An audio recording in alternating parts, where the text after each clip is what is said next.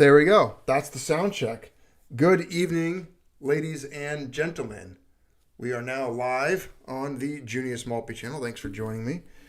Just getting set up here, getting started. And I'm glad to see the channel members in the chat. We've got Kangaroo Stacks, Spall Walker, Sam Evans, Lisa Willis. We got Michael Marini. Welcome. Good to see all of you. Thanks for joining me today. And Mrs. Maltby. She's here. She's in the chat as well. And she's my studio engineer, co-producer, boss lady sometimes. No, I'm just that sick weirdo in the background. The sick weirdo in the background. You know, she's the art director. But glad you're here. I got some articles pulled up, a lot to discuss. I'll bore you to death. You're on the most boring channel of YouTube, the extemporaneous ramblings of a madman. So glad you're here for that. Let's talk about inflation this evening. It's going to be a topic that I think gets more and more attention. Right now, we're kind of the weirdos on the fringe, the periphery of society that are going to probably, look like the tinfoil hatters of the weirdos and the ones that talk about it early. You're always crazy until you're not. Until, eventually the people that are the craziest end up being right at some point. Like Michael Burry, let's take him for example. He's one of the ones that called the housing crisis, the 2007-2008 mortgage-backed security crisis, that entire fiasco. He was crazy. People thought he was nuts. They thought he was nuts even now when he's talking about inflation. So we're going to talk about that stuff. We'll talk about the silver raid coming up on the 9th. Mrs. Maltby's put together some pretty exquisite artwork for that, as you can see, as is featured here right now. That's the newest design, the poster. And it's got a lot of historical roots to it. That kraken you see, that is from the Aldrich Plan. And you can see the little ship that we did our first raid on, all of us, being crushed in those tentacles. I'll zoom in a little bit for you. You can see even the Ant-Cat's still in this poster fighting. She's helping fight this creature of the deep, the central bank. And there you can see our skeleton figure. The character that leads these, it's not me, it's just some skeletonized figure. It's us, it's all of us. We are all that pirate, that raider. And again, we're not holding just to that theme. We've got ideas. We might stray from that at times in the future. We're not going to ruin it, but there will come days. But good to see each and every member that's here this evening. We've got Celtic Knot, DW as well showing up. Good to see you all. And glad you're all here. Let's get right into the news so we don't waste any more time, and then we'll come back to this later on. Let's check in on CNBC. I was there earlier today. Lots to discuss. There was this whole thing about the markets lately has been, I think, almost like we've talked about in the past, the smoke and mirrors game. It's all of it's fake. I mean, we know where it's coming from. We know what pumps the Dow. We know why there's these movements in it, why it's been rising and why it's breaking records, or the S&P's breaking records. The Fed is pumping money into the markets. They have essentially given free money to everybody, which has a consequence. We know that. Massive amounts of both stimulus, quantitative easing, artificially suppressed interest rates. You know the drill. I don't have to go through the entire litany of efforts they've made and the mistakes they've made, essentially, to just create money out of nothing, as we discussed, as one of the major critiques that we all hold of this world economy and the way it's run. But it's pumping the numbers up. They keep bragging about people making money. You see the market hysteria with, I saw it again today. I read about the situation with, again, GameStop, and it's systemic. It's not only just there. There was even news this morning about the AMC situation again, and just a lot of hysteria, a lot of what I consider overvalued stocks, things that shouldn't really hold the value, but that's what happens when you just give people free money, lots of it. You pump money into the banks, you'll start seeing this kind of thing. There was a headline about when it came to gold, with the bonds coming down a little bit, treasury yields losing their shine. I don't buy it. They're still what were they, the bonds earlier? Let me see, 1.69. Yeah, 1.69. We're still way up. They're just taking a breather. They'll move again. We know that. Gold, 1734, not a big deal, up $6, 1/3%. Nothing to again, metals, in my opinion, have been flat. We got silver finally at overnight trading at $25. Again, essentially flat, retreated from its recent, if we call it that, recent highs. But we need to explain that silver is not being purchased for $25. You all know that.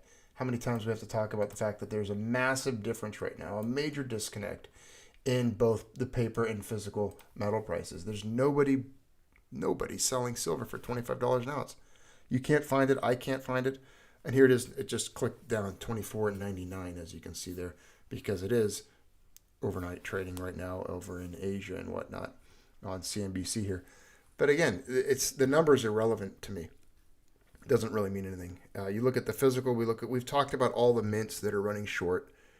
We've looked at again. I'm going to bring up an article here in a minute on the silver miners Q4. That I've got a report pulled up, and we've seen the costs of silver production, the work that goes into it, and there's a reason that metals are a store of labor because of the amount of labor it takes to get them out of the ground and get them into the form that you and I like to buy them in, and stack them in, and collect them in, or hold them in, preserve our wealth in. There's a reason that humans took that route so long ago. Now, back to the discussion about inflation. I'm going to pull up a couple of articles here, and then one of them is a short opinion piece that, sometimes I like to bring up the opposite view because it's just nice to see what sometimes people are talking about, what they think. And most of the time, that's what you're going to find on any of these mainstream outlets, like CNBC even. Very rarely will you come across an article that rings true on these mainstream sites. Now, this one here, the Fed could come under fire for easy policy while the economy soars and inflation rises. So these are the kind of articles that I kind of get confused about, especially with the headlines and the key points, because on one hand, we're constantly being told not to worry about inflation. They tell you that, right? How many times do you hear that nowadays anyways? You'll hear some tell you to worry about it, but then, of course, the mainstream or the spokesmen, the apologists for the central banks, the establishment, those that are out there to kind of placate the masses or make people, calm them, ease their fears. They just lie. They just say, oh, don't worry about it. It's not going to be a problem. We got it under control. I love the one where you see the Fed has plenty of tools to address it. Oh, no. They got a toolbox. They've got so many tools. Really? Okay. How come Venezuela didn't use those, quote, tools? Could they have mailed them a spanner wrench that would have fixed the situation? I mean, is there a particular... The tool you need is a monkey wrench, and you throw it in their printing machine and just shut it down. That's a pretty good... That's the only tool that I could think of that the Fed could pull out of a toolbox is literally a tool and throw it into the printing presses to jam them up and wreck the gears. But that's something that's constantly mentioned. Oh, the Fed, their toolbox, they've got plenty of tools, but they never really elaborate. They just say tools. Like there's this magical, I guess it's kind of like, what's that insurance show? The name your price gun? I don't know. Oh, please. I know we don't have TV. We don't have TV, but sometimes I see it at other places. And yeah, there's like a name your price. Progressive, that's right. They're going to, you know what that is? It's like, they don't. That's like product placement, and I don't even like them. But whatever. They have that commercial. Aggressive. And it's called the Name Your Price gun. It's like for insurance. I think it's them. Oh, but anyways, it's like that. It's like this. The Fed has like this magical gun, and it's like the Name Your Inflation Rate gun. And they run around with it, and they can just zap stuff and like name the price. I don't know. Maybe that's what it is. Or maybe I'm just being crazy. I thought it was funny when it came into my head anyways. Now, the Fed will have a tough time promising easy policy as markets watch increasingly strong economic data over the next couple of months. Apparently, the jobs report, did you guys see that? It came in. Tons of people are getting back to work, apparently, in this subdued, stressed economy in the post-COVID era. But then again, it's not really a post-COVID era because CNN and Fauci are still beating that drum. It's getting to the point where it's actually funny. They're just beating it. They can't let it go. They love it. They celebrate this thing. Now, the second quarter is expected to boom, and the Fed could look behind the curve while it keeps its commitment to zero rates. Yep, remember that we talked about this. They committed to it. We'll see if they hold to it. Zero interest rates, right? And bond purchases in the 3-month period. Bond investors now see the first Fed funds rate hike in December of 2022, while the Fed consensus is that there will be no rate hike through the end of 2023. You know what that tells me? Massive speculation still. If they're going to keep interest rates low, they're going to encourage people to just borrow. They're going to encourage people to spend. And there's not really going to be any consequences because they're going to keep them artificially suppressed. And this is going to lead to the same types of market behavior and investment attitude, investment behavior, the same types of movements of money that lead to all of the bubbles that eventually pop and collapse. It's not that complicated. The Austrian school talks about it all the time. Peter Schiff's, I don't care what anyone says, he nailed it when he talked about this stuff in like 04, 05, 06, 07 even. Absolutely. Michael Burry's called it. And the only people not really getting it, like the Krugmans and the more progressive or leftist, the Marxist economists who are essentially put there as puppets, like little sock puppets. They're apologists for the system. And they got to keep Jerome, old Jerome Powell here. They got to keep him, working. And that's what they do. That's their job. They do the propaganda for these guys. Now, the Fed has a difficult time defending its super easy policies. As the economy booms over the next couple months, they're going to have a difficult time defending that. Now, the reason for that is because people obviously are going to think, well, why are you still so easy? Why are interest rates still low? The economy's heated. You should cool it down a bit. But they committed to this. This is something that apparently they're going to do. They're the experts. These are the ones that they know. They have all the answers. They have all the solutions to the problems that they themselves create. Now, economists, they don't tell you which ones. They just say economists, which is a pretty broad term. I mean, that could be anyone who stayed at a Holiday Inn Express last night. It could be a YouTuber somewhere. It could be a crazy guy with a beard named Krugman. Or it could be like a legit economist, but we don't know. Just as economists expect the second quarter to grow by more than 9%. And the monthly jobs reports are likely to show very strong hiring. Of course, that's what happens when you have a dead economy and no one's working. Everyone's been out of work for a year. Now you're going to see job growth averaging more than 1 million new payrolls in each of the next several months. This is going to bring about a lot of spending, ladies and gentlemen, a lot of money. There's going to be, even though some people disagree, and I've read the discussions on that and tend to believe that there isn't always a correlation between the velocity of money and inflation. There's going to be a lot of money pulsating through the arteries and veins of this economy, suddenly unleashed, flowing through it, chasing goods and services. Now, again, the reason I'm bringing this up and the reason we're talking about inflation again on this channel is because it's an important topic and it's often overlooked because it's boring and because people think they can cover it really in one glance. But there is a lot of data, a lot of metrics and measures and facts that I think point to a true concern, much more so than what the mainstream media might be picking up or trying to relay. Maybe they don't want people to panic. I don't know. Maybe they're trying to suppress the information because they just don't want people to know. Maybe it's corralling people or herding them in a particular direction to take positions in particular asset vehicles or classes. I don't know.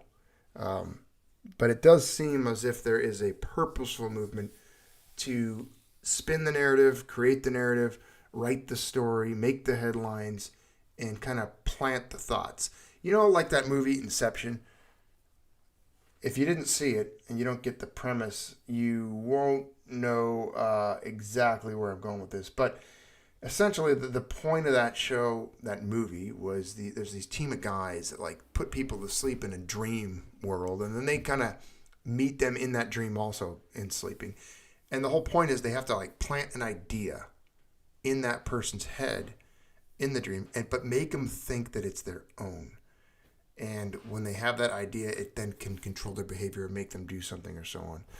And so they're trying to, it's called Inception because of that. And maybe, I think it's a way that the media works. This is all the things, all the information kind of combined together from the political realm, the mainstream media realm. All of it really is kind of an Inception type effort. Like they're trying to put into your head, into my head, into the head of everyone, the idea that, number one, yeah, inflation might come. You'll see they try to distract and say that it's not. That you'll see that the opposing ideas, like there's some that believe there is, some that believe there isn't inflation. And then I don't know why they would debate that, but at the same time tell you it's nothing to worry about. It's going to happen if it does happen. If it does happen, there's nothing to worry about. They'll have it under control. It won't be that bad. Oh, it's here to stay, but it's actually good. And so they're trying to, again, put the idea in your head of how you should react to this. Not your instinct, not trusting your gut or trusting history or anything like that. They want to plant the idea in you on how you should perceive it, how you should react. And so you got to question that because, again, they don't want you to do certain things, and typically those are the very things that we should be doing to prepare for inflationary type events. And what that means is preparations. And there's a long list of things you could do to prepare yourselves and make yourself better off for the events of inflation, depending how severe it would be. But it is going to affect, I believe, the price of a lot of things, and we're seeing it from gas to fuel to housing, lumber prices 180%, copper wiring for houses up, real estate prices nationwide skyrocketing, even globally. I'm seeing it. Articles out of England, a friend of mine sent me today, articles out of Australia, out of Canada. So real estate is going up, and a lot of that, to me, in my opinion, is because it takes labor and building materials to create a house, right? Or any building. There's a massive price change. It's causing severe problems in different parts of the country. I've seen articles on people having to avoid using wood to create buildings, and they're having to build with steel. It's getting to the point now where there are effects, there are people having to make adjustments because of inflation. And it's not because of COVID, believe me, it's not. I talked to a builder recently who, because he hadn't purchased lumber for the homes and the projects doing the development, and there was multiple houses. This is a firsthand experience with me. Again, there's no reason to make this up. I was talking to the builder just the other day, and they have already essentially sold these houses. They sold houses that weren't out of the ground yet. They hadn't secured the lumber packages for these homes at that time. It was a tail end of a project, and I believe it was 3 homes. 2 to 3. I think it was 3. And the problem is now they're over budget. They were gonna be extremely over budget. They were able to narrow that cost a little bit. They brought in some other builders from another area, but they had to no longer build with studs, wood. The house is not going to be a wood framed home. It's all of a sudden on trucks showed up steel studs, steel trusses, floor joists, and then a bizarre material. They couldn't even get particle board. They couldn't even get OSB, oriented strand board, if you guys know what that is. They had to get this other weird material to put down as the subfloor, because all of the building materials, the prices were not only outrunning them, they couldn't even secure them. There was demand for them. The prices were out there. The supply was deteriorating. It was craziness. And he was talking about the price of all these different materials. And then the laborers. He was talking about all of these laborers that pulled out of a major a project nearby where they needed a ton of people to work. They couldn't even get them because they were working on other projects elsewhere. And so there was a labor shortage. Again, the competition for labor, for goods and services, all of this is going to start showing up, I think, more widespread. I mean, look at gas. Has anyone else filled up on gas lately? Me and Mrs. Maltby filled up today. Gas prices have jumped. They've gone up significantly. They're going to go up further. I can almost assure you. Beef, look at beef prices. Go to the grocery store, look at prices. If you could compare receipts.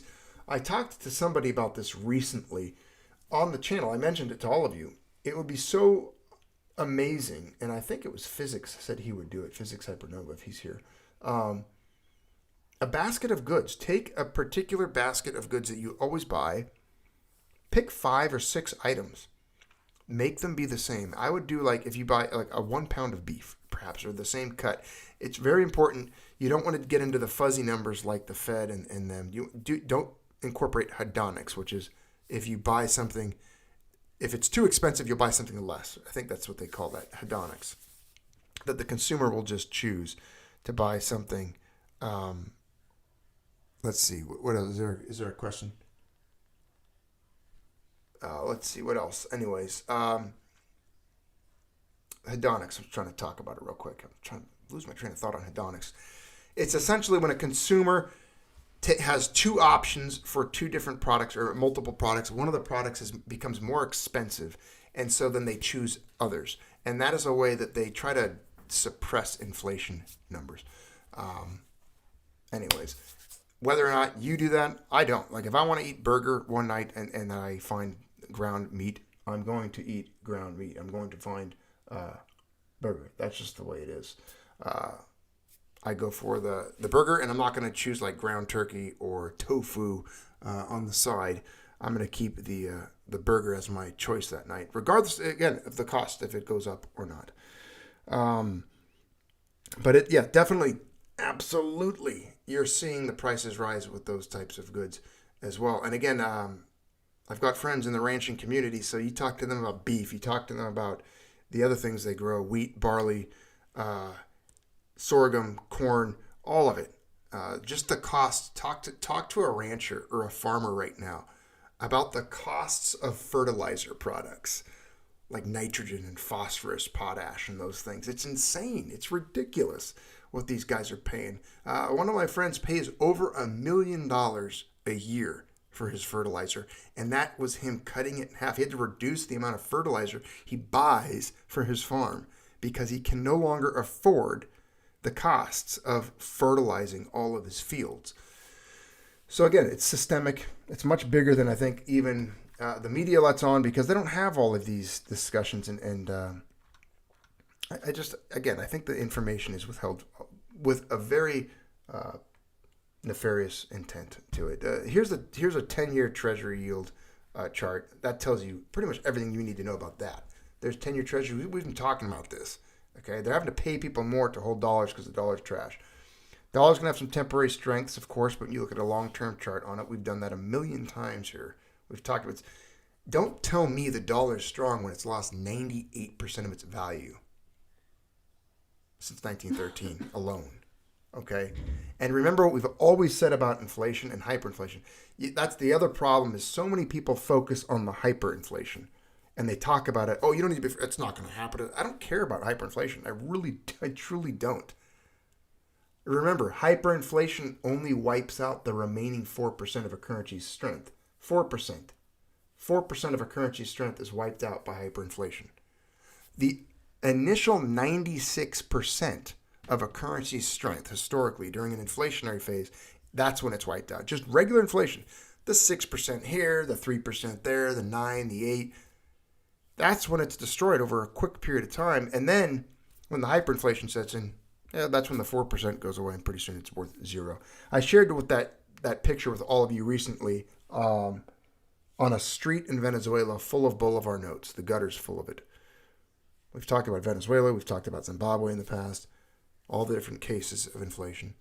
The only thing propping up the ridiculous, arrogant, pretentious United States of American exceptionalism, thinking that we're immune to economic law, you all know this, is the force and violence of the United States. Legal tender laws, the threat of imprisonment if you don't use the dollar. Men with guns come to your house, take you away, or put you in a cage. Trading with the Enemy Acts, Supreme Court cases, Hepburn versus Griswold, Knox versus Lee. There's a long list of laws and Supreme Court cases and executive orders that create essentially an arena where you are forced to transact with dollars, and you don't really have a choice. That's what props it up in the U.S. And then, of course, the failure, the breakdown of Bretton Woods. We've got the dollar with the reserve status. Everyone has to buy it. They got to hold it. If you're in another country, you can't print yours unless you hold ours. And all of that we know is going away. What did we just talk about the other day? Russia sold, was it 50% of their U.S. Treasuries holdings? And now they're taking their large positions in gold. They only have a 10% debt. was it 10 or 20? Yeah, GDP, much less than ours. Not 130%. We know that. It's not 130% like the United States. And again, like I've told you before, there truly is, in my opinion, this is just my opinion. It's only mine. You don't have to cash this like a check or anything. If you ask me and I give you my sincere, honest assessment and opinion, there is absolutely 100% no hope for the United States or the United States economy. The country's headed for balkanization. It's going to break up along, I believe, political, socioeconomic, and demographic lines, ideological lines and boundaries. We are already seeing upheavals in many of the state houses when it comes to state governments passing resistant laws to federal law, which is beautiful. I love it. I love the 10th Amendment. I think states should be able to do whatever they want in the face of the Fed, as long as it's not a violation of any of the Bill of Rights. For example, if California wants to ban guns, sorry, you can't. It's in the Bill of Rights. Thank you very much. You can do other things that aren't listed there. But I really believe in limiting the power of the federal government because I don't like the federal government. I like the state government more so. The more decentralized, the better off you are. It's not the point of today's discussion, however. We're talking about not having hope. The economy is going to crumble. States are already setting up sound money laws. They're preparing for it. They're backing it up. And Mrs. Maltby just notified me. Thank you. I see it. Kangaroo Stacks. Thank you, Kangaroo Stacks, for the super chat. He says, Yankee, you should join us in our next raid. What's going on in the chat? Because I don't see it. Is there a gentleman? Let me see. Because I don't see the chat when I'm discussing stuff. It looks like, oh, Yankee Stacking. Yankee Stacking's on the channel. He runs a coin channel and stacking channel as well. Good to see you, Yankee Stacking. Welcome to the Junius Maltby channel. Glad to have you in the chat here. Excellent. Yeah, definitely join us for a raid sometime. It'd be wonderful. Everyone's welcome. Again, raids, they never end. We raid, people raid every day, all day. Sometimes it's a quarter ounce. Sometimes it's a silver peace dollar. It doesn't really matter as long as people are stacking within their means and taking metal off the market. The only point of this one here, this headline was inflation is coming and why it could be here to stay. This is from Barron's, and the only reason I brought this one up is it's just another example of a recent article, a recent discussion about, in today's global economy, inflation, discussing it. Again, it's just the point is this is being talked about more and more often. And I'm going to show you a pretty interesting thing coming up here on searches for inflation and buying gold. And then the nations, there's a couple of examples that they give in this article that I found very interesting. And again, it's another example of why I think there's no hope in America, because I think the people are, not only is the nation bankrupt financially, I think the people are morally bankrupt and educationally, philosophically, religiously. We're bankrupt in any category that you could measure. Of course, I'm not saying everybody. Of course not. I know there's a lot of great people all over the world. I've got great Canadian friends, great friends in Australia, New Zealand. No, Australia doesn't exist. That's right. I love that joke. That's the best one. I always tease some of my Australian friends that they don't exist. They're faking it. But in America, even there's a lot of great. I live in America. I've got some phenomenal friends. And people of strong character and integrity, of a very good station in life. They're good people. But a lot of people aren't. You can see it in the news. You can see it if you travel. Just what's being generated as far as entertainment and media, the things we read about, the things we hear about. Again, bankruptcy at all levels of human existence, morally, philosophically. Again, it's just gone. There's nothing there. These people, it's like there's this void, there's this debt, and we're going to talk about. You're going to see an example of that. It's not a big one, but it's about this. It's about inflation and the awareness of it and the preparation for it. Now, this is the article I told you that I was going to bring up that was a kind of an example of an opposing view. Possible inflation rise, but it will not be a catastrophe. That's the headline for this article, if you can see it. Let me just make sure it's brought up. Yeah, there you go. You guys can see it just fine. Excellent. So that's the headline for this article here, and it's by Gabriele Blei, CEO of Azimuth Holdings, shares his insights about Michael Burry's predictions. Now, the reason I brought this up is this is an individual who's kind of, I guess, questioning or calling out Michael Burry's predictions, who, I'm sorry, but I'm going to take Michael Burry's word over just about most guys like this. As you know, Michael Burry, I've brought him up here many times on the channel. He's the guy that predicted the subprime mortgage crisis, famous all over the world, thanks to Christian Bale's interpretation in The Big Short, which he did a pretty remarkable job, I thought. And as you know, we've covered the stories about Burry announcing on Twitter the arrival of hyperinflation. Even if he just overstated that and it was just massive inflation or really high inflation, it's still frightening to think that he pointed it out, because he's typically right and he knows a thing or two. And he's saying that it's going to be worse. Again, we have not seen anything like it since the Weimar Republic. Again, very sharp, pointed words that should wake some people up. He showed a book on the hyperinflationary study of Weimar, the Republic in Germany. And again, I keep remembering I need to get that book. Rolf Steiner, one of the members of the channel, he always remembers the name of it, and I don't. But I need to find a copy of that book just so I can peruse it. I'd love to read it. And it's on the hyperinflationary economic conditions that were in Weimar Germany during the 20s. Now, this Gabriele Blei, CEO of Azimut Holdings, one of the world's largest players in asset management, he shares his insights on Michael Burry's assessment. His opinion is that the rise in inflation will be higher than that estimated by the central banks. Okay, so he's saying it's going to be higher than what the Fed's telling us. So just pause there for a second, pay attention to that. Again, this is another guy he might not have as extreme a view of what's going to come as Burry, but this guy's still telling you. So think of this for a minute. And to those of you who deny inflation or don't think there is an inflation out there, people that are not believing in it, I mean, you hear it all the time. I hear it frequently. And from people who I would never think would really subscribe to that type of idea.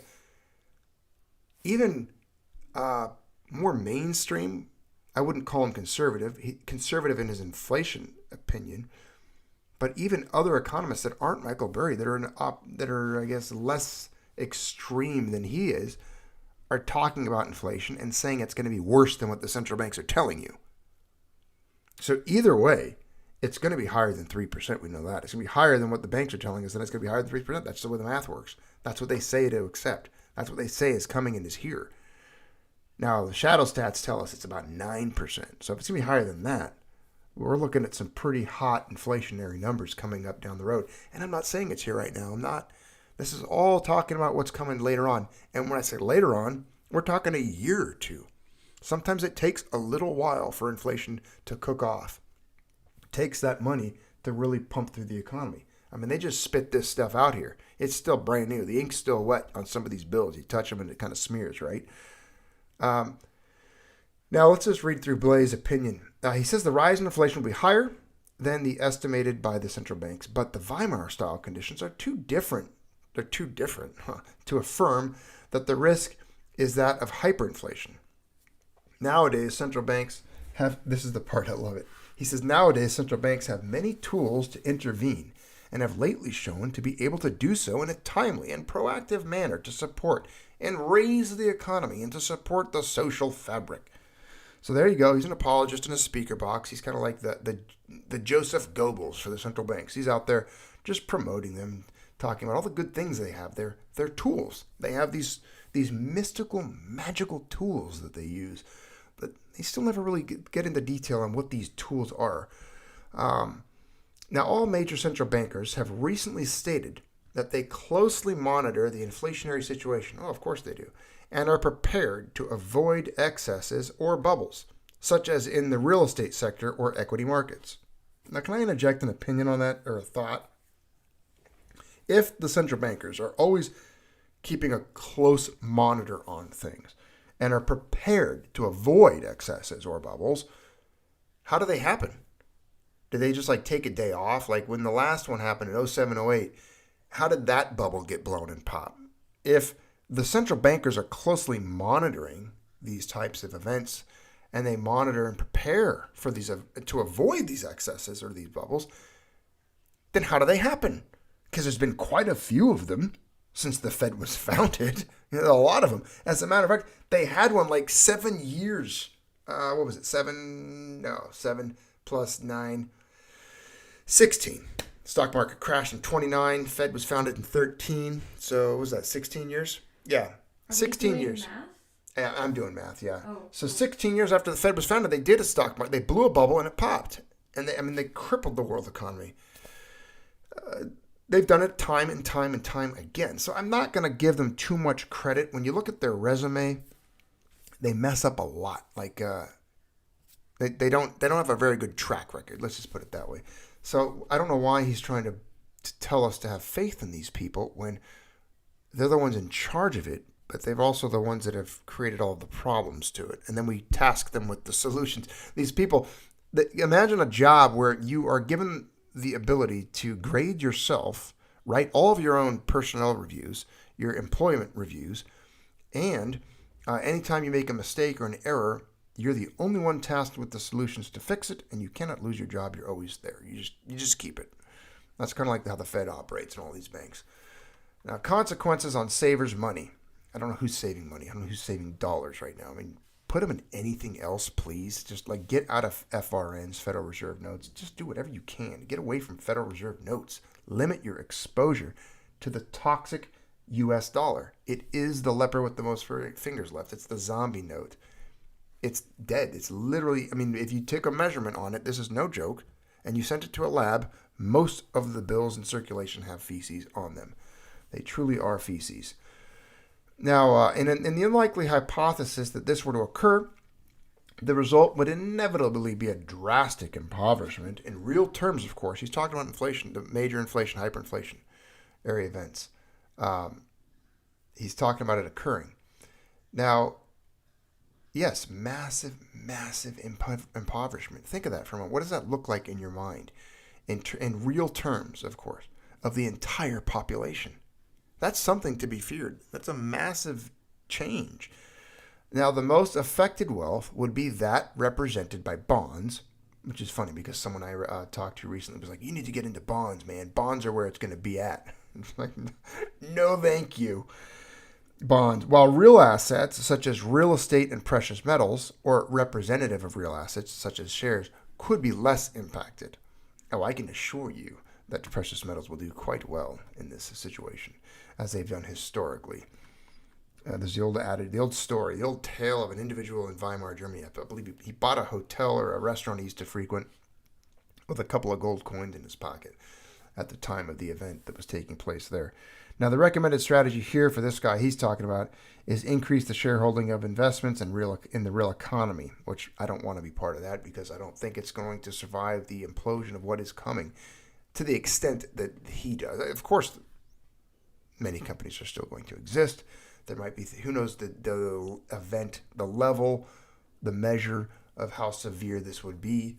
But it's my personal strategy, my personal opinion and belief. I don't want that exposure.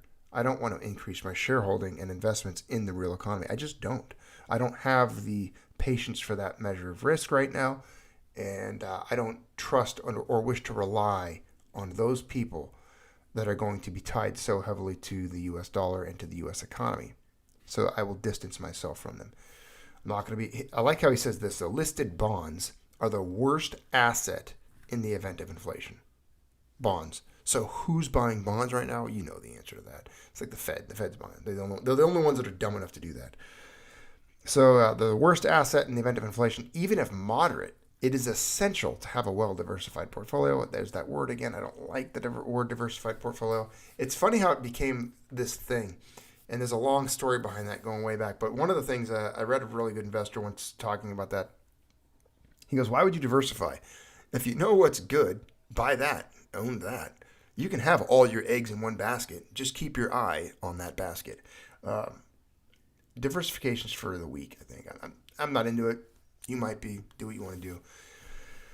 But he goes, to me, it's an escape hatch for investment guys like this that can just, because I'm not an investment advisor again. Don't take my word on anything. You can read the disclaimer down below. But that's just my opinion, and you have a right to my opinion. But the thing about diversification things with advisors is, I believe, it's a safety net for them.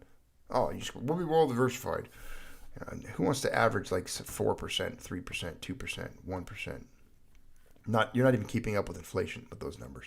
You got to pump those numbers up. Those are rookie numbers. Now, both by asset class and geographical exposure, for some time they have been pursuing, also through exposure to products that invest in the real economy, accessible to retail investors, the need to review the asset allocation in order to generate positive returns in the medium to long term.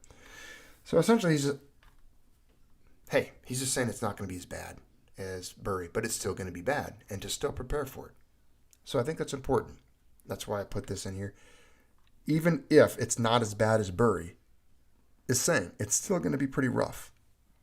And you should still be prepared for it, because we're hearing other investors telling people to be ready and to be prepared for it. Now, there was another piece here, inflation scare, gold kaufen. This is about, I got this one off 24H Gold, and this is the one I wanted to show you. There's a pretty interesting little chart in this about the searches for inflation, as far as people searching online, doing Google searches for inflation and buying gold.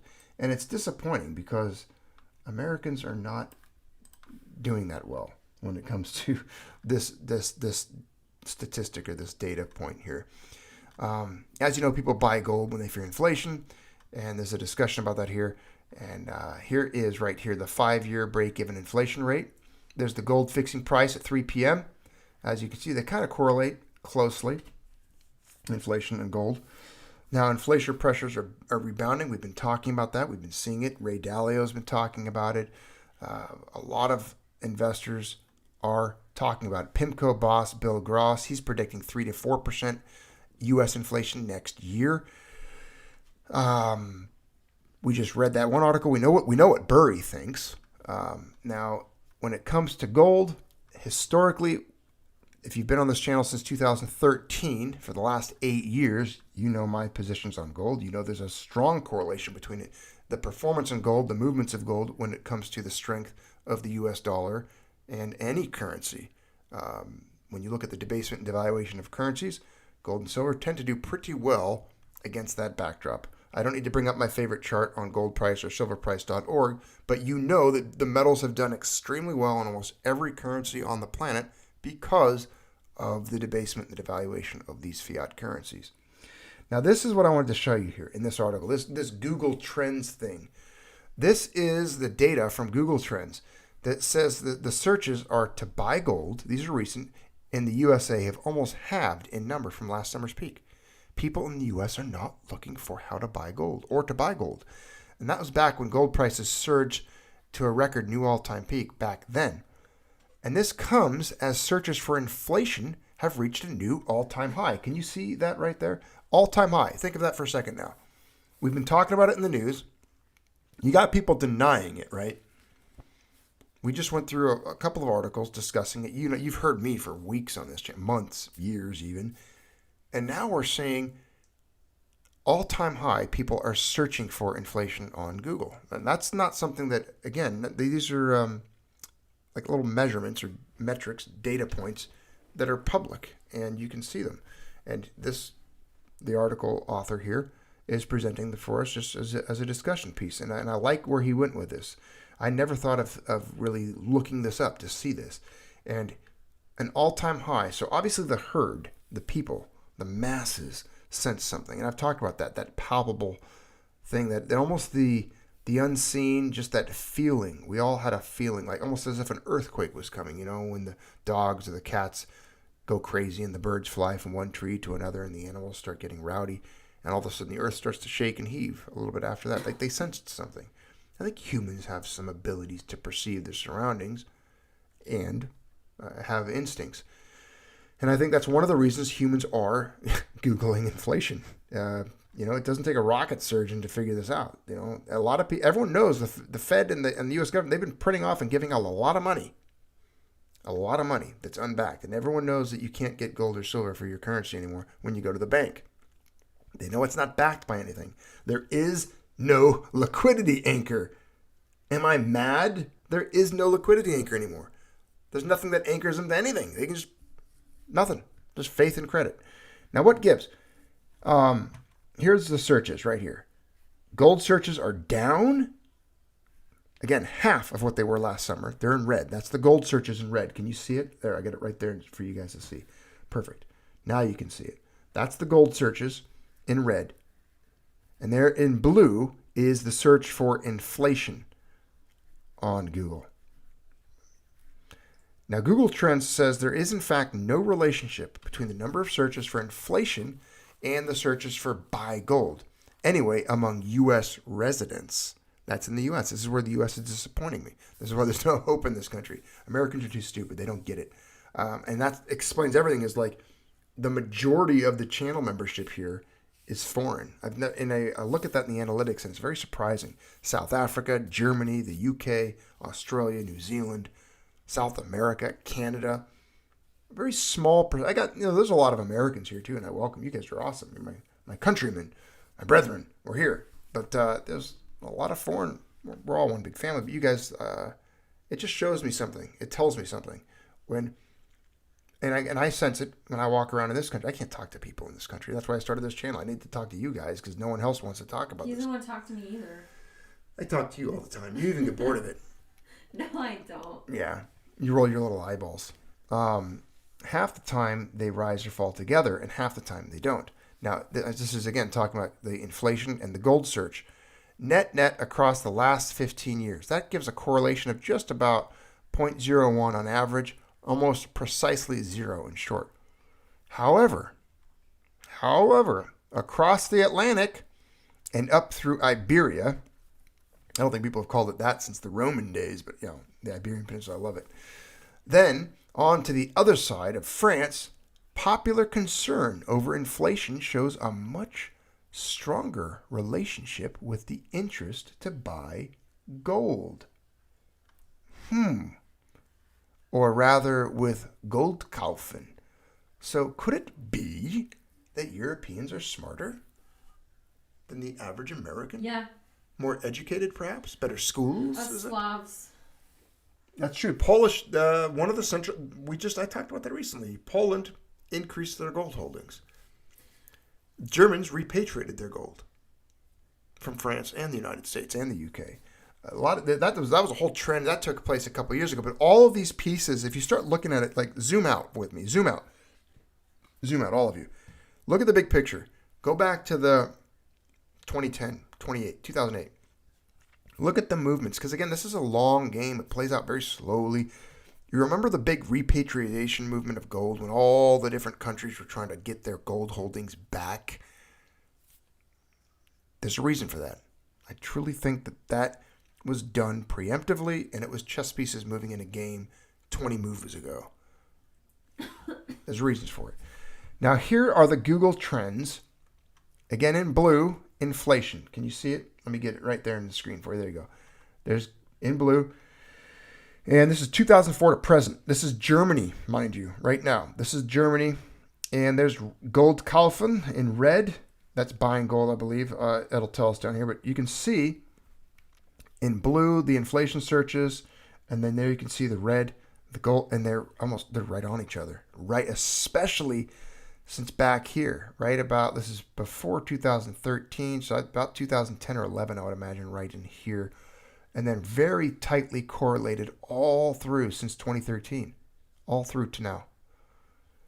Germany's household gold demand has long been a phenomenon, something we analyzed for the mining industry's World Gold Council back in 2017. The conclusions from that research still hold true regarding the demographics, readiness, commitment, and trading activity of Bullion Vault's customers in Germany compared to other users of the number one precious metals platform for private investors. Now, I knew a German man once, and that guy stacked gold like nobody's business. Again, I wonder why. He was an old man. He was actually a World War II veteran, a sergeant. And he lived through and saw Weimar. Again, these people that experience certain events in history will always hold them and I would say almost have an inability to escape from trying to always prepare or see the world through that lens, if you know what I'm saying. The fact that he lived through the suffering and the hardship of Weimar, Germany, imprinted into this German man that I knew, this friend that lived near me. And I've shared with you before stories about him and his coin collection. He was one of the influencers in my life. He's the one that took all of my penny boards when I was a young boy and filled them up and put pennies in each. Well, all of them, but like the 1909 VDBS, of course. He helped me get a lot of the pennies for my little penny board.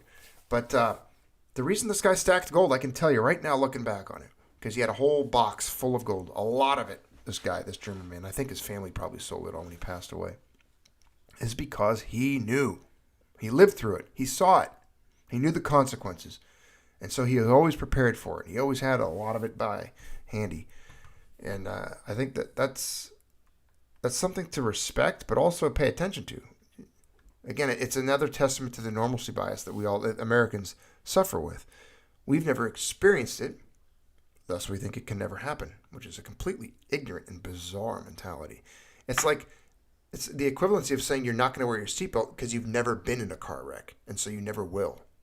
That's the equivalency of that. That's the logic train these people are on. Oh, we've never experienced hyperinflation. That's never happened before. Oh, that'll never happen here. That can't happen here. They got all the tools in the world to fix that.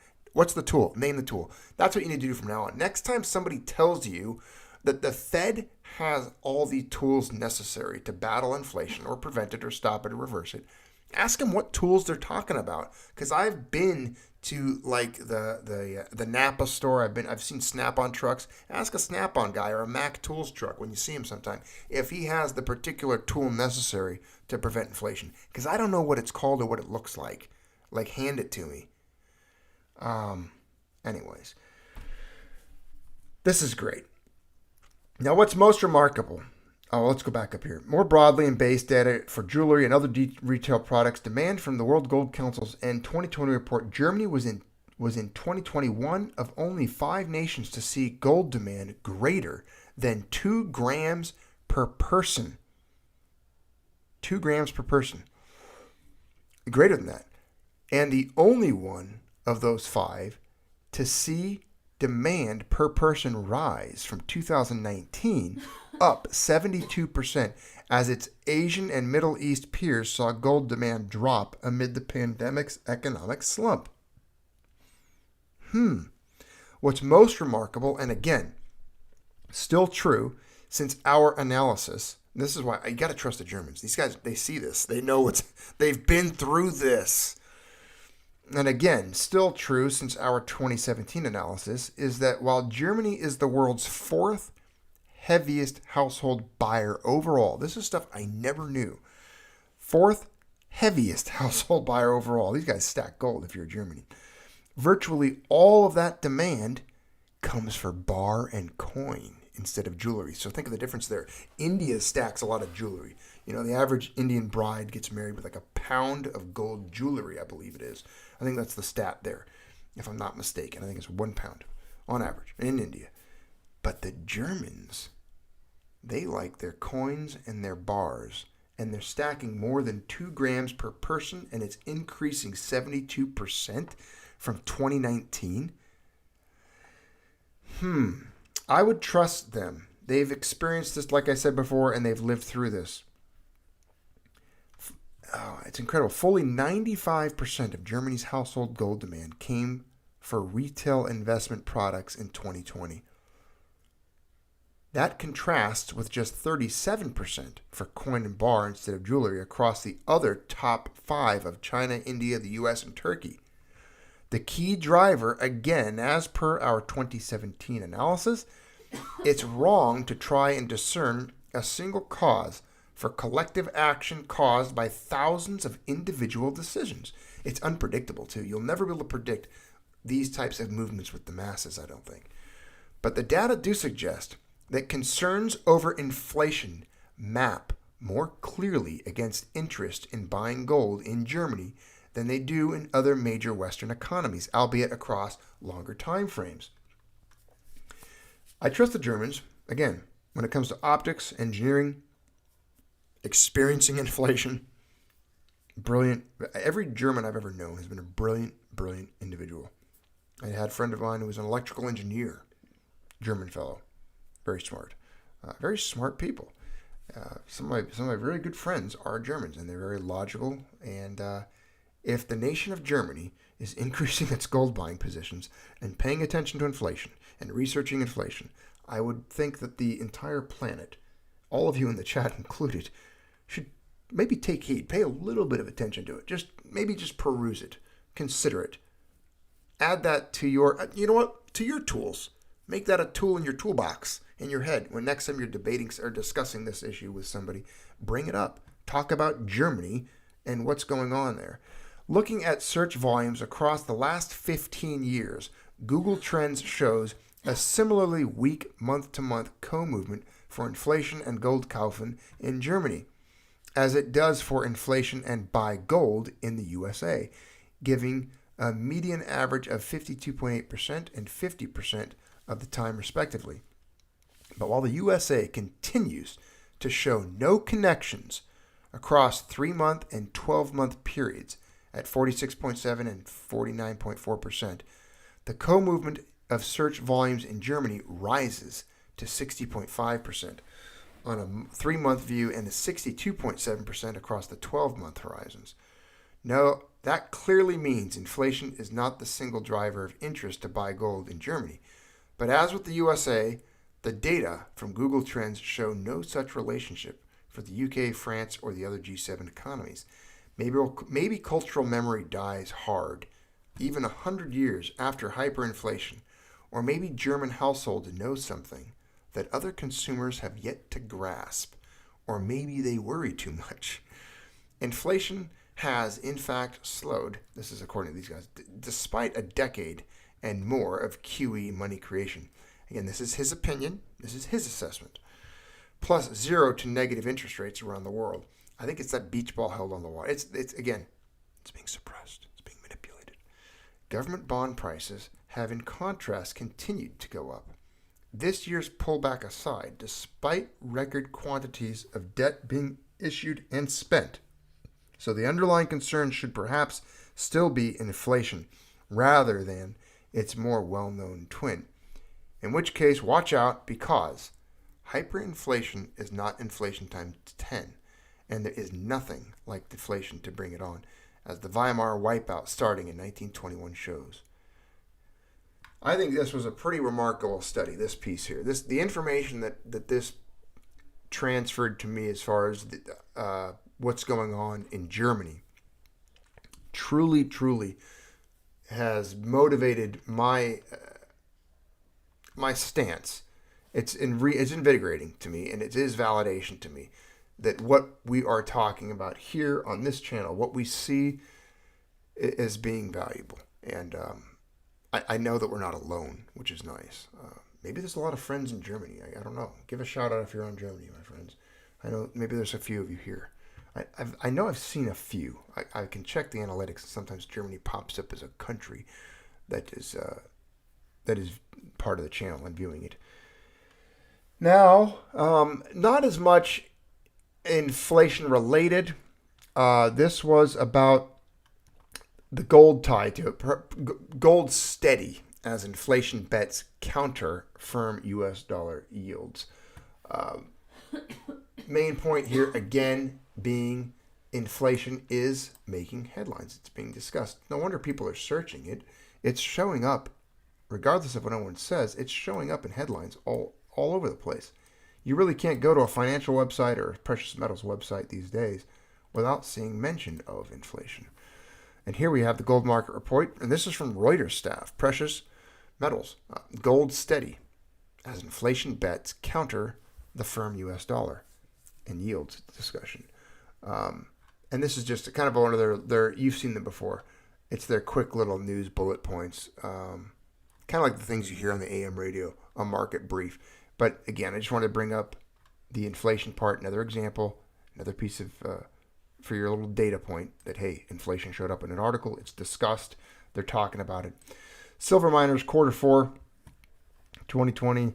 I wasn't going to go into a whole lot of detail on this, but it was an interesting piece. And this came out April 1st, 2021. It's just further evidence to me on the costs, the labor, the all-inclusive cost per ounce sold for silver going up, what's been taking place there. And it does talk about some of the market pressures taking place with silver demand, silver supply. And the Silver Squeeze movement that you are all part of actually showed up in this article. It was right here. The main reason was outsized silver strength in late January, filled by speculation, Silver Squeeze movement. Thus, unlike gold stocks, which have ground lower on balance since their last bull up leg peaked in early August, silver stocks have been consolidating high. Do their latest quarter 4 20 operational and financial fundamentals support such outperformance? Anyways, the reason I brought that paragraph up is it's interesting that in this quarterly summary of silver market on 24H Gold, they talk about the efforts of those of you in the chat, part of this movement here. I just thought that was quite interesting to see that we were mentioned, all of you, in this piece. I'm not going to go into the entire thing because again, it's quite dry. These are the most boring of the quarter reports, just talking about the miners, their yields, their gains, their stocks, their quarterly reports, all that stuff. Nothing significant there. I just wanted to show you that you were mentioned in a silver miners quarter 4 fundamentals article. Because, I believe every one of you is responsible and every one of you is part of that movement. And it's good to have you guys here. And again, like I've said in the past, if you weren't having an effect, if you weren't doing anything, like the meme somebody made recently, I thought it was hilarious. It was from the movie Pirates of the Caribbean. It was the meme about, it was a British officer talking to Johnny. Have heard He's like, the British officer is telling Johnny Depp's character, Captain Jack Sparrow, the Silver Squeeze, you guys won't do anything. He's like, oh, but you have heard of them. You have heard of Silver Squeeze. Yes. I thought that was funny. It was. Silver Raid. It was Silver Raid. Right. The British officer is telling Johnny Depp, Silver Raids don't do anything. You won't accomplish anything. And Johnny Depp's character is looking at him kind of with the rum shakes. And he just says, oh. Yeah, no, I appreciate everyone on it's a funny Reddit, meme. on Reddit there who's spreading the poster around or making memes for us. I don't go on there anymore because it's kind of a, I don't know, it's like either they hate us or they don't, which is fine. That's the internet. But I don't have an account, so it's hard for me to see. Yeah, we're not on any social media but here. But so we thank everybody who is on Reddit. Appreciate everyone spreads who the word or even defends us. Yeah, a lot of people out there defend us. It's nice. Yeah. It's nice to have people Nice. that have our back. I know there's a lot of channel Isn't members it? here that have our back, and we appreciate it. I have your back too. I'll toss you a mag in a gunfight anytime. You know it's the other way around. I'm talking to them. I'm tossing them a Oh. mag. I'll toss you mags too. I can guarantee you'll run out before I do. Right, but I mean, I literally killed the neighbor over the cat, so. Almost. Almost. In Minecraft. You held me back. I held For you legal reasons, this is a joke. Yes. All righty then. That was the news discussion for today that I had planned. Those are the articles I had pulled up. Again, it was a gentle talk. It was a let's talk about inflation again. I thought that you guys would want to. I thought it would be interesting to talk about the Germans' perspective and their preparations. It's amazing that they're buying on average more than 2 grams of gold per person. That was a cool article. I had a good time. I think it's interesting. I'm glad you guys are all here, though. We got 182 viewers in the video now. That's great. We'll be logging off soon, but don't leave. Don't leave just yet. We're not ready yet. Don't say goodbye. We have some things to share. Mrs. Maltby, again, you guys know how talented she is. Do I need to show you? So she put all this work together, right? Where did it go? The picture. Here it is. So, of course, this is because you guys asked for it. She never really planned on putting any of this stuff into anything until we couldn't keep up with the number of comments that were coming in. And then, of course, emails. And then there's all of you good friends that are part of the membership and the patrons. Everyone started messaging Mrs. Maltby or myself asking for her raid art and raid designs. And as you know, she's kind of gotten to the point where she makes a different poster now, or a different design, different graphic, to celebrate just the coming together. That's really what it is. All of us having fun, getting together and raiding. It's not like a big... I mean, the people that think we're going to wake up in the morning and I'm going to wake up and the comics is smashed and there's bankers just jumping off buildings left and right. I mean, yeah, that happens in my dreams, but I don't think I'm going to wake up and it's going to happen. I mean, come on now. I'm not that dumb or naive. It's a long fight. We've been doing this for decades. It's going to there's there's people that were in this fight before I was born. I'll pass away, and there's going to be people that are going to carry the torch and fight it after me. I don't know when we're going to be victorious and crash this system, but I can only do what I can do now while I'm alive. Spread the message, spread the awareness, sound money, end the Fed, end fractional reserve banking, end the ability to spoof, end COMEX, end paper contracts on these metals. Break the system, smash it, make it more honest, make it with sound money. Anyways, that's my fight. So the whole point of that is graphics. Mrs. Maltby does them for the raids. It's because it's a fun thing to do. It's a coming together. You guys enjoy it. I enjoy it. I have a kick. I tell you what, ever since the first raid ever done on YouTube and YouTube history, January 27th, with all of you, that spontaneous raid that we did, and all the spontaneous raids since then have been so fun, and every single one of them has been unique. They're all in the little raid channel. What is it? The raid video play file I got. What is it called? The playlist. I can't even think of the name of the word, Mrs. Maltby. It's a playlist. And I put all the raids in there.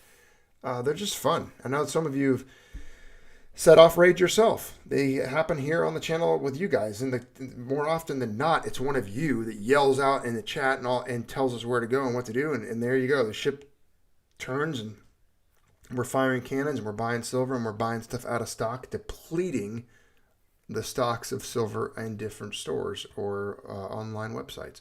And that's my favorite thing, is watching you guys and myself buy something down to zero and then having the same coin or bar as you guys. Like, I still haven't got my bounty coins, and I'm very excited to be getting those bounty coins that I got recently from Monument Metals. Yes. So here is the newest design, again, that Mrs. Maltby came up with. It's the Kraken from the Aldrich plan, and she actually put it onto, of course, due to your request, she put it in this little store. It's in the Teespring store. That's where it is. And that's where all of it ends up. And you can see some of the old stuff's in there. I'll just throw it down there for you guys. I know that you guys have asked for it quite a bit. I forget who the last one was. We got a message just recently asking where it was. Twice lately, I've had people say that the link didn't, there was a different link. I don't know which link they were using, that it didn't work. And so what I did is I went and found it for them and put it in the comments. And that's the link there to it. That's the link to the Silver Raid store. And if you scroll down here, you can see all the designs for the new artwork that she put together. And I'll open one up here so you can see it. She's got the sticker, which I thought's awesome. I actually like the shape of it. It's symmetrical. I'm going to open that up and look at it. And of course, the detail on these is better in real life. For some reason, the screen, because these are high def, like 6,000 by 6,000 files that she puts into there when she loads them in. So the detail will be phenomenal. But for some reason on the site, they never show up that great. But you can be assured, rest assured, they will be better than what you'll see. Let me just try to open that for you and get it so you can center it. There you go. There you go. That's the sticker anyway. If I click on it, you can actually see a little bit bigger. Yeah, it's got some detail when you look at when you zoom in on it.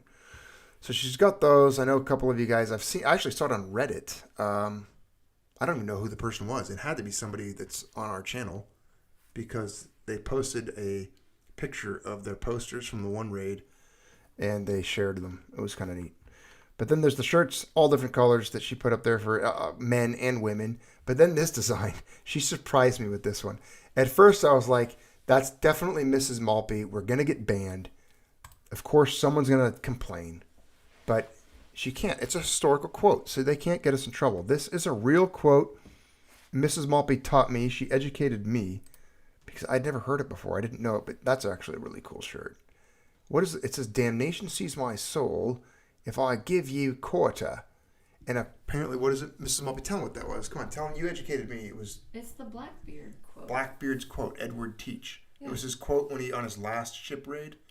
Well, his last battle. Or his last fight. His last battle. That's his history, yeah. But apparently he said that. Even if he didn't, it's still relevant to how I feel about life in general. No quarter.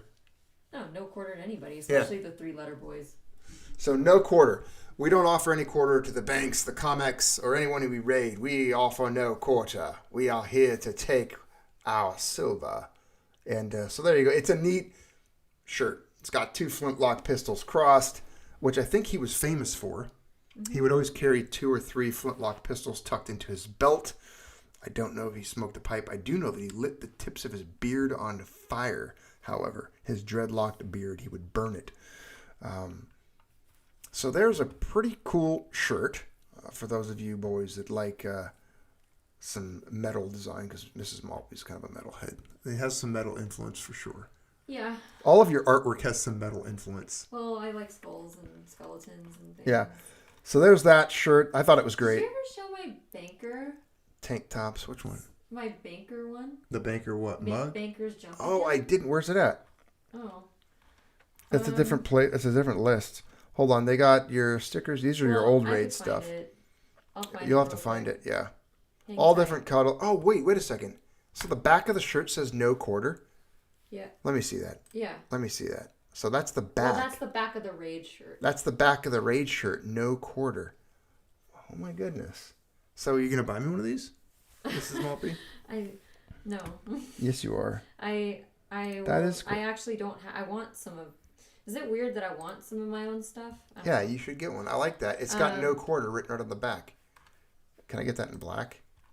If you click on the live chat there, you can open the mug for them. This one was fun to make. Open the live chat. Oh, let me open that up. Where's it at? I posted the link. Open link in new tab. That one, I actually really hope people drink out of this at work. I want you guys to do this. I would like this mug for my tea if you'd be so kind. I would like to have this mug. Oh, yeah, we'll look at the other side of it. So it's got the honkler there. Make bankers jump again. In his little writing. And then somebody actually complained about this, right? Yes, actually, it was too mean. It was not a joke. They were offended. And they messaged about it, and they were really offended. And they were not joking. Because apparently clowns jumping off of buildings is not funny. Though they thought that banker's suicide was not funny. And they were trying to tell me to look up pictures, and they said the last time bankers ever jumped was blah blah blah, and look it up, and I was like, yeah, I'm unaffected. So, yeah. But anyway, yeah, that's the back. I'm tired of pretending that it's not. Yeah, there you go. When someone said, do you really think that's funny? And I'm like, yeah, I'm tired of pretending that it's... I do. I'm tired of pretending it's not. It's why I'm laughing right now. I'm looking at the mug and I'm laughing right now thinking about it. Yeah, it's funny. Bite me. Oh, there it is. Make bakers jump. That's a special mug for special people. I'm here to offend. Yeah, and there's this little briefcase with all of his little money. Oh, there it is. Oh, Mimaru. Yeah, she ordered that mug. Let me know what you think of all people in the chat, I think, and I don't. This is not meant to offend you, Mimaru, because you're a wonderful, wonderful lady. But you were the last person I would think that this would be the mug she would get. It's awesome. I love it. Well, she's unpredictable. No, that's how people. I would think it would be some rough. I don't know. One of the. It just seems to me Nina is the base cool. aunt that I wish She's I like had. You. Yeah. She's like an older Mrs. Maltby. If I ever venture into Canada, I actually want to email her and say, please have lunch with us. Yes, for sure. Please waste your day with us. Please waste your day with the most boring couple. Make bankers jump again mug. There you go. There's a sticker too. Oh, there is where's that at? I don't know. Is it view in store? Can I go like that? If I click that, what does that do? Oh yeah, by the way, when the raid happens again, I will make the hotline available for everyone who's offended. You can talk about the mug at that time. I'm sure someone will be offended. Oh, I'm sure, and it makes me so warm inside. Oh, here it is. There's the sticker. Yeah. Let me bring it back over. I didn't know. See, I haven't seen the sticker. Where's the sticker at? Why don't you just sort it by stickers? Oh, there it is. I found it. That's it. Oh, there's your little doll. That's your doll sticker. There's the Make Baker Jump Again sticker. Well, that's after a channel emoji. I love it. There it is. Yeah, that's a channel emoji sticker. You should make all the emojis, like the good ones, into a sticker. They're funny. I saw a comment on Reddit the other day. Someone was from this channel saying in Reddit that they wished, because I was just reading again. I don't have an account there, but sometimes I'll read certain things on there, and it was a silver site. And one of the guys was a Junius Maltby channel member, and he's like, "Man, I wish I could use the emojis here." And I thought that was pretty funny. That's I wish you could also. I think it would be funny if you guys could use those everywhere. Oh yeah, this is your little pink mug, Mrs. Maltby. There's your sticker. Who's gonna? Oh wow, where's that one? Oh, that's the ant cat. Okay, I'll show that. Let me go back. So that's your little sticker there, holding the kitty. And that's of course Mrs. Maltby's quote: "A bad day for the Fed is a good day for me." Where's the one with the ant cat? Yeah. So as you can see, those of you who thought the link was broken, they all work. There are links to this, and they do function. You can even Google search it. I actually had to. I don't even know how to find it unless I Google search Teespring Junius Maltby. Mrs. Maltby and the Ant Cat. The Ant Cat signed it. The Ant Cat signed this sticker. She used your little paw and she signed it. With a little pen. And That's what's going to be going on to the next channel around. Yes, on one side of it. Yes, that is Mrs. Maltby's little addition, her design for that. Well, that's it. That's, again, I've showed everyone that it works. Everything does work. They can see it. The stuff is there. The link worked. It worked for me. I just opened it up. So if you have trouble, let me know. It's fine. But it does work, in fact. So to those of you who messaged me yesterday and last night and said that the links aren't there or they're not working, here you go. Can you throw down this one more time here? Oh, someone asked me. And Fantana Ranha is asking about the Damnation Sees My Whole Soul hoodie, if it's in the store yet. Yes, there is a hoodie. You just kind of have to scroll down to it, but it's there. Let me see it. I think you keep going. There it is. No. No, I think it's down there more.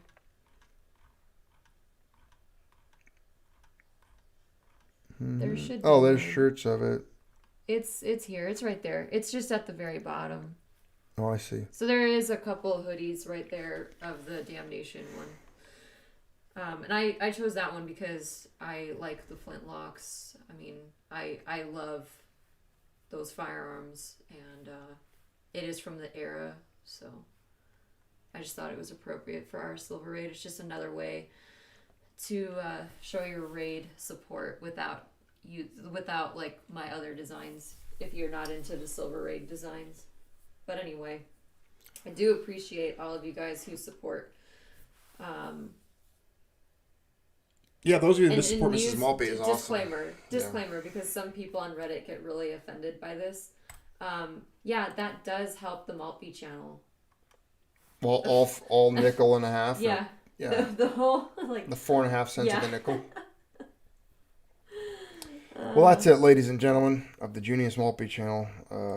Any pertinent questions or news from the membership? And Patriot Girl 1 American, I love that you have one of the sweatshirts. That's awesome. And again, you guys are so cool for supporting. One of our life goals, or if it's a goal or just a fun thing, is to hopefully one day be traveling, driving on a road trip, or maybe at an airport somewhere, and to see someone wearing the Junius Maltby stuff. I would walk up. Promise you, I'll walk up and I'll talk to you. Thing, I would go up and say, yes, hi. I will introduce myself. I am Mrs. Maltby. This is Junius. Yeah, you just made my day. I'll tell you. And shake your hand, but I'll buy you a coffee or something. We'll talk about things.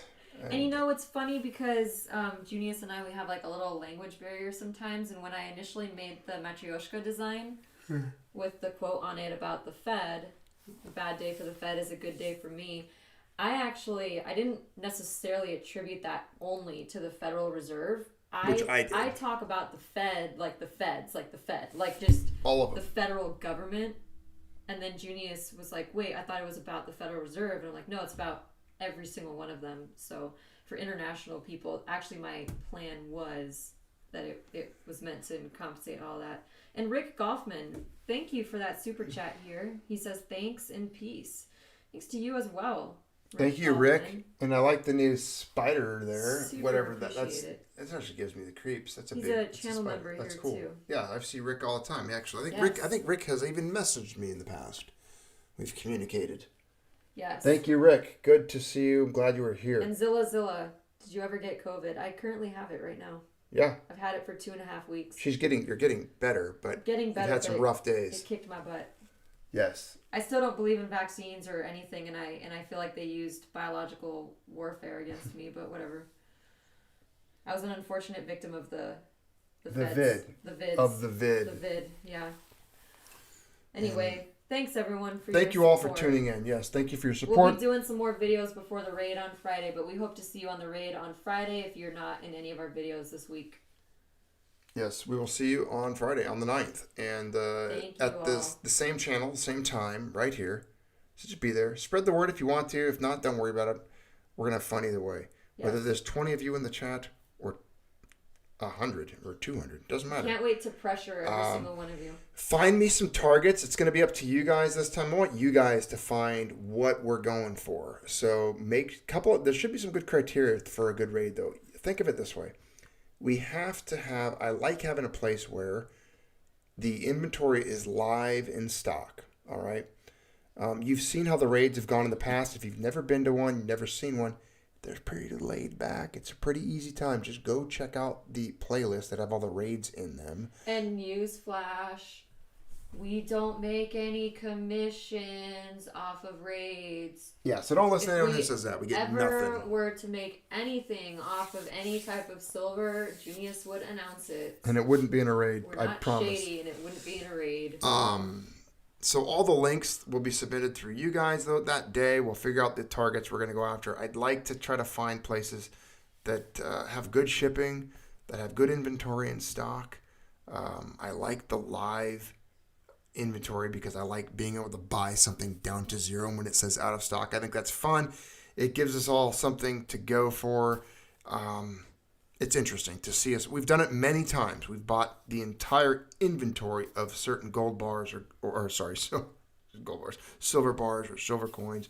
So it's fun to do that. So find places, good targets. Try to keep it close to spot. That's another goal. I don't mind if you want to find a particular item that's a little out of range. It's difficult these days. I know premiums are high. Again, no pressure. And go to your LCS if you want. Go whenever. The raid never ends. Yeah, raid never ends. Go to your local coin stores. The whole point is buy silver. I don't care if you buy it here or buy it at home. Buying silver, it's something we do to hang out with you guys in the community. Yeah, so it's again, there's no pressure. You can buy it at your local coin store. You can buy it tomorrow. You can buy it right now. It doesn't matter. There's no rules. It's very laissez-faire. Again, this is a very ANCAP type existence. There's no real rules to it. Everyone asks what the rules are. Just buy whatever you want, whenever you want. The raid never ends. # the raid never ends. Buy it. If you're not buying, we just hang out in the chat and we talk to other people who are, and it's a fun time. Yeah, plenty of people stop by. We had a lot of fun at the last just raid. hang out to watch. They don't even. They either have already purchased that month or that week, or they're waiting. They're going to buy later on. Many times, actually, some of the biggest buys, even like the raid's over. Well, it's never over, but the live video, and the next morning people will log in and watch it for the entertainment value, or just to check it out, see what was going on, and they'll hit some of the same links that you guys threw down or mentioned that are left, and they'll continue the raid into the next following 2 or 3 days, even week. Yeah. And I've gotten messages from people that weren't there on raid night, and again, like it doesn't matter. They weren't there the night we all raided, but they were so inspired by the people that were there and did it. They continue to do silver raids while we're asleep or gone or no longer even on that video. It's kind of funny. It's like time travel. They're taking part in the raid, but from the future, man. Yeah. That's crazy. My mind just blew. I can't even imagine that. Like, there's a guy in the future that's going to raid because of our video. Man. If you get what I'm saying. You know what I'm saying. I think it's funny. It's cool. It's awesome. This is the original home of the silver raids, but we encourage we encourage raids everywhere. Absolutely. Yeah, this is, it all started here January 27th, first silver raid in history of YouTube. No one could find another one. There's never been done. It's never been documented. It's never been mentioned. Prior to a lot of other, social media. It was done here, and it was fun. It was a good time. And we're glad it just caught on. Just raid away. Yeah. So keep it up. I will see all of you on the 9th. We'll check for breaking news tomorrow. We'll see what's up, see what else there is to discuss. Maybe I'll break out some coins in the morning. I don't know. Or some fiat. We'll talk about something. I got some. We'll figure it out. I'm working on I actually set up and started working on a little documentary piece for all of you on a very special coin. I'm not done with it yet. I've got most of the slides and pulled up and a lot of the information. I will work on it again later. Again, I haven't had time lately. I've been very busy. I've been in the garden. Mrs. Maltby was whipping me the other day, making me carry hundreds of tons of boulders in a wheelbarrow. I had to put a new wheel on my wheelbarrow, which is very hardy. Most people would throw it away and buy a new one, but I worked on it and I had to wheel a bunch of rock around. Anyways, so I was kind of sore and tired and doing yard work. And I've been sick. And Mrs. Maltby's been dying of COVID. No, not even COVID wanted to take me. Literally, the Grim Reaper does not even want me. Well, I went and got you Motrin. That's how undesirable I am. I got you Motrin, Sprite, and what was the other thing I got you? Soup. Top ramen. You wanted top ramen. That was the trifecta when you sent me to the store that time. You said you needed Motrin, Sprite, and top ramen. If there's a shit food on this planet that is so bad for you that I eat, it is ramen. It's not even, I don't even know what it is, but I will eat ramen. It's the only thing that calms my stomach when I'm really sick. That's good. That's a comfort food. All right, ladies and gentlemen of the Junius Maltby channel, I'm glad you all showed up, but it's past your bedtime, so you need to go to bed wherever you are. I need to. It's late for me. But anyways, let's go to bed. Make some tea tomorrow, and I will see you on the next video. So thank you all for joining us this evening. I'm glad you are here. Goodbye to all. Goodbye to all. Good night. Yeah, good night.